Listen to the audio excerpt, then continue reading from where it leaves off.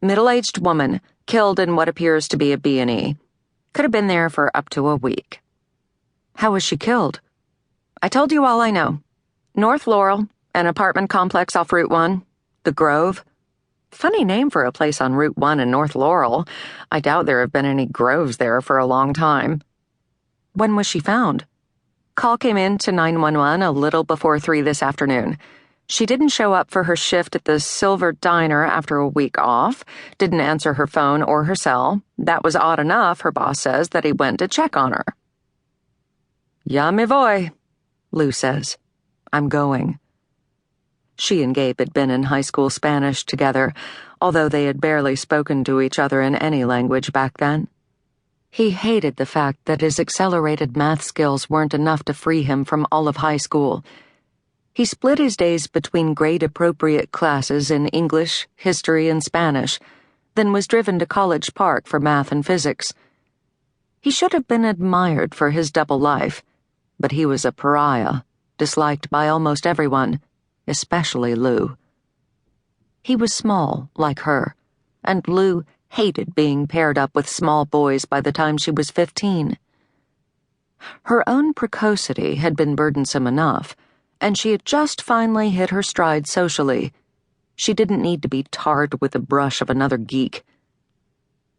10 years later, she married him. 25 years later, she had lost him. She regretted, almost every day, ignoring him in high school.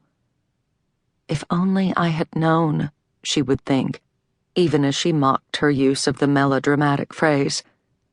We could have had 10 more years if we really had been high school sweethearts.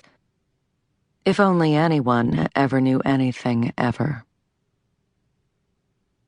When they were first built in the mid-20th century, the Grove Apartments had probably been a place for people, families even, on the way up.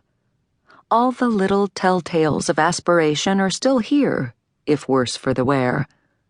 The curving fieldstone entrance, the swimming pool, the name spelled out in a pretentious, once fashionable font, although the sign had been reduced to The Gove.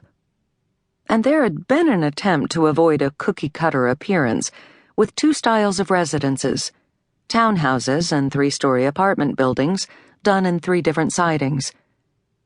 There is nothing obviously wrong with the Grove, yet Lou senses that the people who live here now are, at best, treading water. Like the Grove, they've seen better days. Another tell. The cop cars, crime scene tape, don't seem to excite much attention. People pulling out of the parking lot slow a little, but no one gets out. No one is gathered at the tape's edge. It's a bitter cold Wednesday. Everyone else's life goes on, while Mary McNally's is over. Has been for as much as a week. Someone left the balcony door ajar and the thermostat was turned way down, says Detective Mike Hunt, without preamble, knowing this detail will interest Lou. He is lean, prematurely silver, and absolute trouble when it comes to women, although Lou knows, via Andy, that he tries not to shit where he eats. At least, that's the excuse he gave Andy. Married, kids, trying to maintain a ruthless compartmentalization. Lou approves. Plus, he's a good detective. Smart, confident. He had to be, to survive that name. Beloved by prank phone callers everywhere. Do you think it was a deliberate attempt to obscure the time of death? Maybe.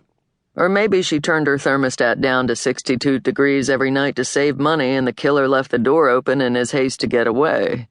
We're taking fingerprints from there and the sliding door where we think he entered. The one he left open? No, there are 2 bedrooms off the balcony, each with its own entrance. Let me show you. The apartment is nicer inside than Lou expected. The Grove's bones are substantial. Superior, in fact, to the apartments and townhouses built in Columbia 2 decades later. The floors are a well-maintained herringbone, and the layout